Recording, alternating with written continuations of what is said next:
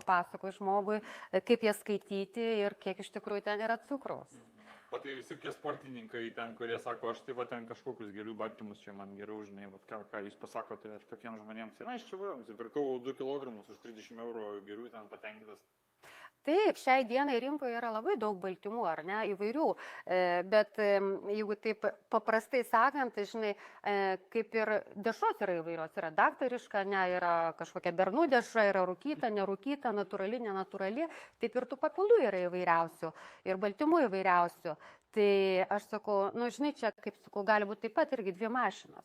Tačiau viena yra Mersas, ar ne, kitas yra Zaporožėlis. Jos abidvi važiuoja 2 mašinos.